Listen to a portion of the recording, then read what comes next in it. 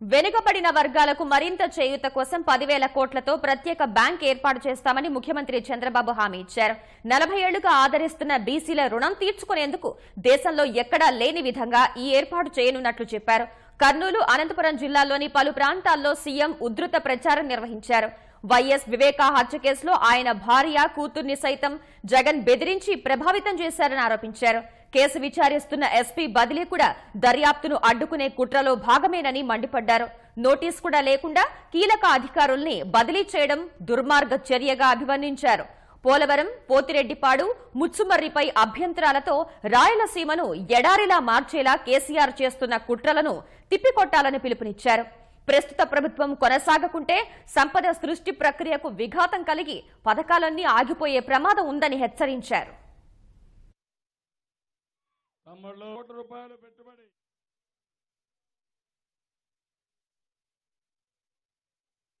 ఈరోజు మీరు పేపర్లో చూసుంటారు, ఒక అవినీతి పార్టీ, నేర చరిత్ర కలిగిన వ్యక్తులు మన మీద ఎన్నికల కమిషన్కు ఫిర్యాదు చేస్తే మన ఆఫీసర్లను ట్రాన్స్ఫర్ చేస్తారు, నోటీస్ కూడా ఇవ్వకుండా. అదే మరి ఎలక్షన్ పరిధిలో లేని ఆఫీసర్లను ట్రాన్స్ఫర్ చేస్తారు. ఎంత దుర్మార్గం మీరు ఆలోచించాల్సిన అవసరం ఉంది. ఇంకో పక్కన మొన్నే మీరు చూశారు, కడప జిల్లాలో పులివెందల్లో వివేకానంద రెడ్డి దారుణంగా చంపేశారు. అవునా తమ్ముళ్ళు? అక్కడ ఎస్పీ ఇన్వెస్టిగేషన్ చేస్తే ఆయన్ని కూడా ట్రాన్స్ఫర్ చేశారు. ఎప్పుడన్నా కానీ ఎక్కడన్నా హత్య జరిగితే మన ఇంట్లో మనం న్యాయం చేయాలని చూస్తాం, దోషులకు శిక్ష పెట్టాలని చూస్తాం. దుర్మార్గం. ఈ యొక్క జగన్మోహన్ రెడ్డి భార్యను, కూతురును కూడా బెదిరించి లొంగ తీసుకుని వాళ్ళ పక్కన పెట్టుకుని ఆటలాడుతున్నారంటే ఇంట్లో హత్యని బయట పెట్టలేక ఈరోజు ఇష్టానుసారంగా చేశారు. ఈ జగన్మోహన్ రెడ్డికి మన పోలీసుల పైన నమ్మకం లేదు, తెలంగాణ పోలీసుల పైన నమ్మకం ఉంది. వెళ్ళండి, లోటస్ పాండ్లో ఉండండి, కేసీఆర్ కూడుగం చేయండి, మాకేం అభ్యంతరం లేదని మరొక్కసారి మీ ద్వారా పిలిపిస్తున్నా. జగన్మోహన్ రెడ్డిని హెచ్చరిస్తున్నా, మీరు ముగ్గురు కలిసినా జరిగేది ఏమీ లేదు. ఈ రాష్ట్రంలో వైకాపాను చిత్తుగా ఓడిస్తామని గట్టిగా మీరందరూ కూడా ప్రతినబోనాలి. వెనుకబడిన వర్గాల కోసం ప్రత్యేకంగా ఒక బ్యాంకు పెడుతున్నాను. మీరు ఏ బ్యాంకుకు పోయే పని లేదు, నేరుగా మీకు చేతి వృత్తులు కానీ, కుల వృత్తులు కానీ, మీరు ఏ పని చేసుకున్నా మీకు అండగా నేను ఉంటా.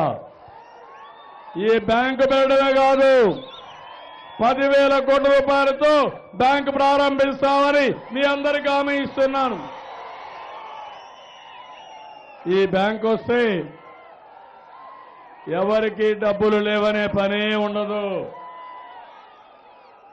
40 ఏళ్లుగా ఆదరించారు వెనుకబడిన వర్గాలు. మీకు రుణపడి ఉన్నా నేను. ఇప్పుడు హామీ ఇస్తున్నా, ఈ బ్యాంకు ద్వారా సంక్షేమ కార్యక్రమాల ద్వారా మీ రుణం తీర్చుకుంటానని వెనుకబడిన వర్గాలకు అందరికీ హామీ ఇస్తున్నాను. చరిత్రలో చిరస్థాయిగా లిఖించుకునే విధంగా వెనుకబడిన వర్గాలకి ప్రత్యేక బ్యాంకు పెట్టిన చరిత్ర ఇక్కడి నుంచే ప్రారంభమవుతుంది. అన్ని పనులు చేశాను. ఇప్పుడు నాకుండే పని మీ ఆదాయం పెంచే పని. పెంచుతా మీ ఆదాయం. ఈరోజు చూడండి ఎంత దుర్మార్గం అంటే, పోలవరం పైన నిన్న కూడా సుప్రీంకోర్టు ఓటేసి పోలవరాన్ని ఆపేయాలంటున్నాడు. ట్రిబ్యునల్లో శ్రీశైలం, నాగార్జున రెండు కూడా ఆయన కంట్రోల్లో పెట్టాలంటాడు. మూడోది మీరు ఒకసారి చూస్తే, ఏదైతే ముచ్చుమర్రి నీళ్లు వచ్చేది, పోతిరెడ్డిపాడు, ఈ రెండు కూడా క్లోజ్ చేసేయాలి. రాయలసీమకు నీళ్లు ఇవ్వకూడదు, రాయలసీమకి అర్హత లేదు, రాయలసీమకి నీళ్లు హక్కు లేదని కొత్త వాదన తీసుకొచ్చాడు. ఆయన ఈరోజు జగన్మోహన్ రెడ్డి సపోర్ట్ చేస్తాడు. నేను అడుగుతున్నా, మీకు నీళ్లు కావాలన్నా వద్దా? ఏమమ్మా, నీళ్లు కావాలన్నా వద్దా? మళ్ళీ పాత కష్టాలే పోతారా మీరు? అనంతపురం జిల్లాని ఎడారిగా మారనిస్తారా మీరు? నీళ్లు ప్రాణాధారం, నీరే ప్రగతి. నేను భగీరథ ప్రయత్నం చేశాను.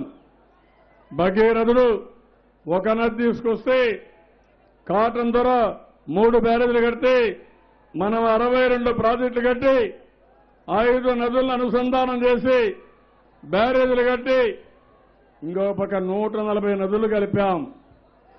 ఇది తెలుగుదేశం పార్టీ చేయబోయే పని, చేసిన పని. వ్యవసాయంలో నెంబర్ 1 రాష్ట్రం మంది, 11% అభివృద్ధి. నేను సవాలు విసురుతున్నా నరేంద్ర మోడీకి, కేసీఆర్కి, మేమే నెంబర్ 1 కాదంటారా అని మిమ్మల్ని అడుగుతున్నా. రేపు భవిష్యత్తులో ఎవ్వరూ మన దగ్గర కూడా రాలేరు. రామారికి తీసుకెళ్తా.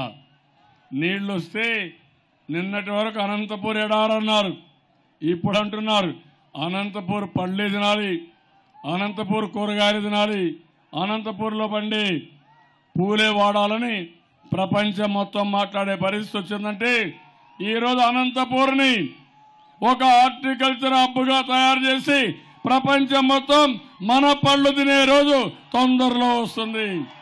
అనంతపురం ఒకటే గుర్తుపెట్టుకోండి, ఇది కరువు జిల్లా కాదు. రాయలసీమని రతనాల సీమగా తయారు చేస్తా. దానికి అందరికంటే ముందు అనంతపురం ఉంటుంది. దగ్గర 200 ట్యాంకులు ఉన్నాయి. ఈ 200 చెరువులకు నీళ్లు రావాలంటే, రాష్ట్రమంతా నీటి భద్రత రావాలంటే 25 సీట్లు పార్లమెంటుకు మనమే గెలవాలి, అసెంబ్లీ మొత్తం మనమే గెలవాలి. కేసీఆర్ డబ్బులు పంపించాడు, నరేంద్ర మోడీ డబ్బులు పంపించాడు. దేనికోసం అంటే ఇక్కడ పెట్టుబడి పెడుతున్నారు తెలుగుదేశాన్ని దెబ్బతీయడానికి. ఈరోజు నేను ఇచ్చాను. ఏమిచ్చాను? మా ఆడబిడ్డలకు 10,000 రూపాయలు ఇచ్చా, వృద్ధులకి వితంతువులకి పింఛన్ ఇచ్చా, రైతులకు పెట్టుబడి సహాయం చేశా. నేను చేసింది నీతివంతమైన పని. వీళ్ళు చేసే పని నీతి మాలిన పని, సిగ్గుచేటైన పని అని చెప్పి మీకు తెలియజేస్తున్నా. వీళ్ళు ఈ 1000 కోట్లు పెట్టి 1,00,000 కోట్లు సంపాదిస్తారు, నీళ్లు రానియకుండా చేస్తారు.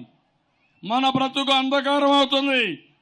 నేను పోరాడుతున్నా, పోరాట వీరుడుగా మీ అందరి ముందుకు వచ్చాను. నన్ను ఆశీర్వదించమంటున్నా. వీళ్ళు ఎన్ని చేసినా భయపడను.